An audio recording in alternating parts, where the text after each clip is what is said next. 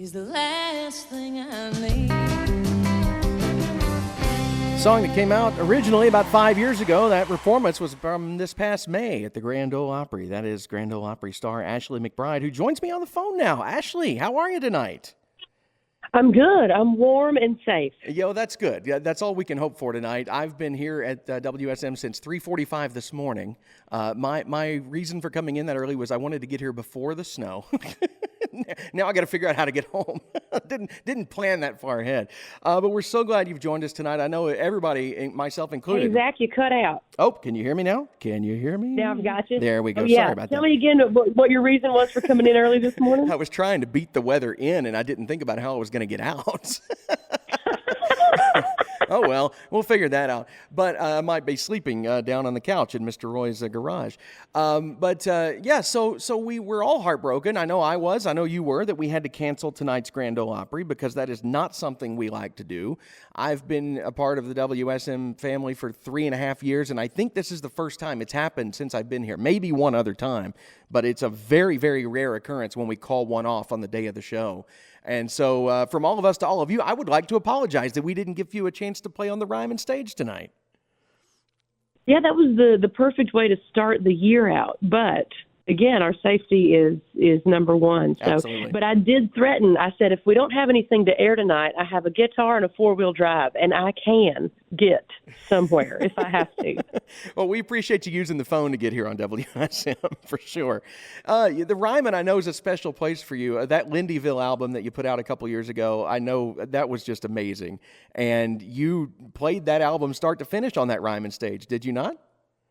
We sure did, 2 nights in a row. It was everything that I had dreamed for that record. And for the songs that we wrote, everything that we said we were going to do, we got to do those 2 nights at the Ryman. Yeah, and that album never gets old. I love listening to that over and over. There's so much good stuff on there, and we're so proud of you. And that was right after that came out.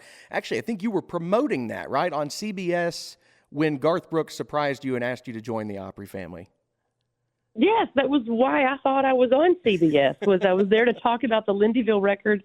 And when Garth Brooks popped on the monitor, I thought, well, maybe he's going to tell me how much he likes the Lindyville record. That's a very Garth thing to do, to make such a big statement. Yeah. And then when he told me he was seated in the circle at the Grand Ole Opry, my stomach dropped, because that's traditionally not how the invitation comes to you. So Right. They really, really got the drop on me. That kind of started during COVID. They had to come up with kind of interesting ways to do those invitations. And like Carly Pierce got surprised by Dolly when they were filming a fake commercial. And, Lady A got surprised when they were in the empty Opry house one night by Darius Rucker. So it was like one of those occurrences where the Opry has kind of surprised people out of the norm. They catch you off guard a little bit. And it looked like, just watching it, for sure, you were caught off guard.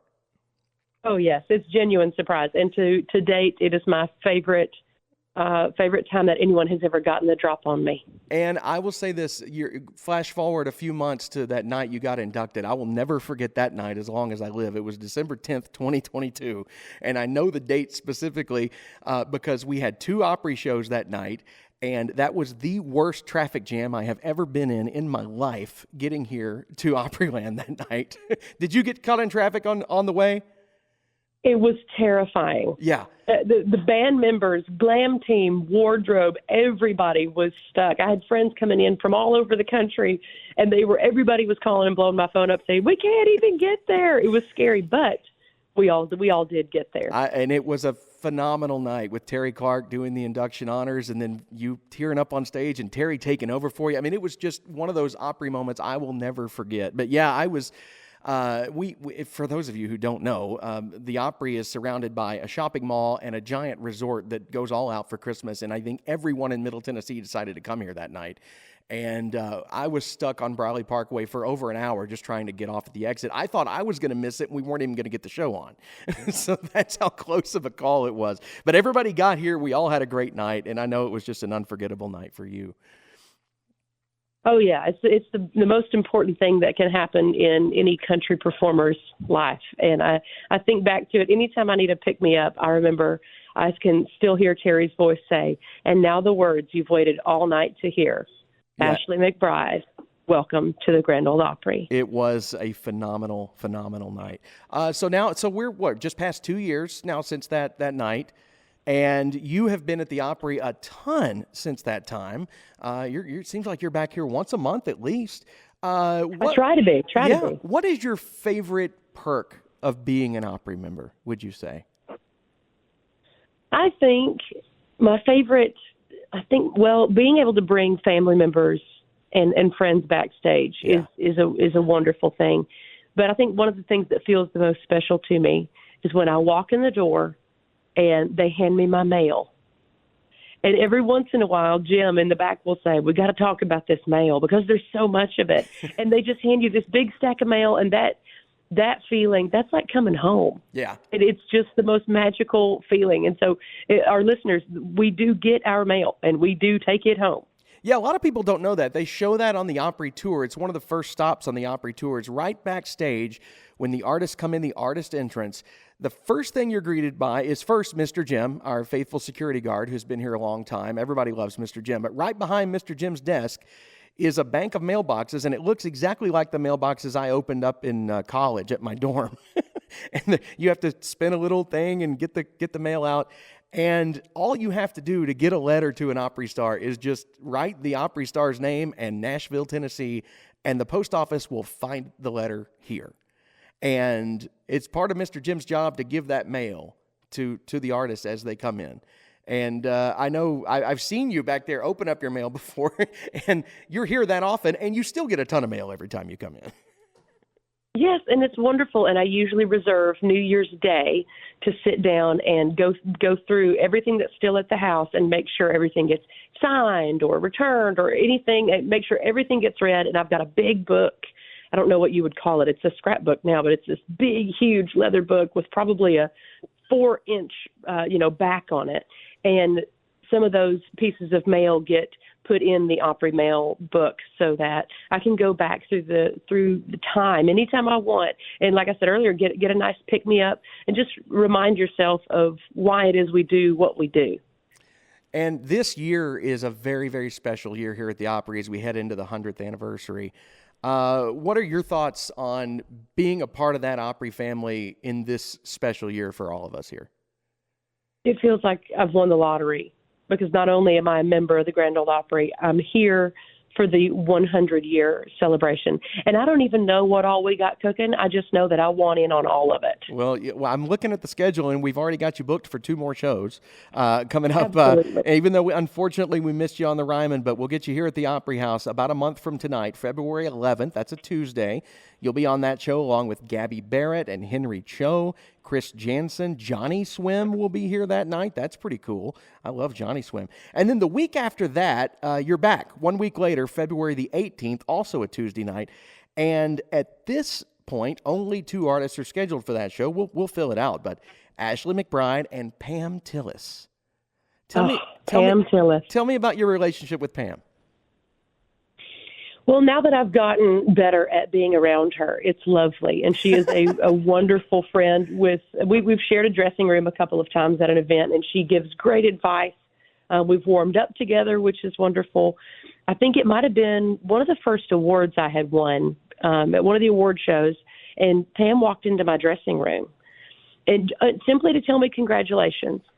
And instead of just saying, "Thank you so much, you're a hero, and that means the world to me," I just went all the way fangirl and said, "Do you have any idea how much the album Sweetheart's Dance meant to me? Do you have any idea how much the album Homeward Looking Angel had such an influence on who I would become and how I knew different riffs?" I said, between Pam Tillis and Terry Clark, nearly every riff I know is either Vince Gill, Pam Tillis, or Terry Clark. So we're great friends now. I love that. And that's one thing when people ask me about, why do you love country music and the history of the Grand Ole Opry and all that. And what I've said, and especially you look at the Opry, it's been around for 100 years now.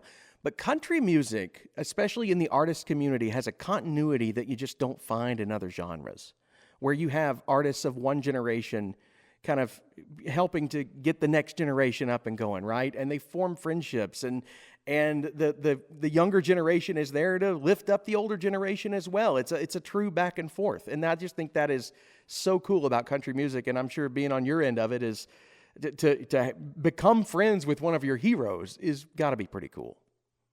It is. It's really wild. And it's something that I really, really love about country music is that people like Pam and Martina and Terry, when they say, hey, you did a killer job on that, and I just look at them and think, well, you taught me how to do it.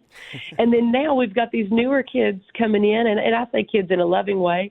We got them coming in, and they say, man, I've been listening to your stuff since before I could drive. And I'm like, oh, that makes me feel old. But also what a great responsibility and what a joy to know that we get to usher in the next generation. That is so cool. Yeah, I was. I go over to the Opry House about a couple hours before every show to drop off some paperwork, and I happened to be in there a couple months ago, and Pam Tillis and Trisha Yearwood were doing a random duet in the sound check. And normally I'm just in and out of there and I just drop off my papers, but I was like dropping things on the floor, finding excuses to stay in there a little longer because I grew up on that music too. And I felt like I was getting a private concert there in sound checks. That was just so cool. Well, Ashley, thank you so much for taking the time to be with us tonight on WSM. And even though you didn't get to be on the Opry, you still got to be on WSM. We certainly appreciate that. And tell us what you got coming up outside of Opry appearances. Any other tours? Any new music coming out? Oh, we're back on the road on the Cody Johnson tour. I think in just a couple of days we'll be back out on the road. And it is time for new music from us as well. So we are definitely cooking that up for you. I don't know. I keep using the word conjure so far since we had gotten off the road in December. And I said, I can't wait to find out what we discover and what we conjure up. So that's kind of the mode we're in, discovering new music for you. That is awesome. I can't wait to hear it. Thank you again so much for joining us. And hey, we talked about your relationship with Pam Tillis. You got to sing Maybe It Was Memphis on the Opry not that long ago. What was that like? Yes. Was Pam there that night, or was that just a tribute to her? The next thing that I saw after this performance was that Pam had sat down and sang part of Girl Going Nowhere, kind of as an answer to this. So it was a really special moment. But my band and I really enjoy picking a song from someone that we love and admire, one of our legends, and trying to see if we can do a bunch of those throughout the year on the Grand Ole Opry. So Maybe It Was Memphis. In fact, it still stays in our live show here and there because we just love this song so much. It is a great song, and we look forward to all your Opry appearances this year and hearing what kind of cover songs you want to pull out of your hat in those. So we appreciate it. Thank you again, Ashley. Thanks for taking the time to be with us tonight. Thanks, Zach. Y'all enjoy the Grand Ole Opry. Absolutely. And let's play that clip. Let's play Maybe It Was Memphis right now. Ashley McBryde covering Pam Tillis live on the stage of the Grand Ole Opry here on WSM.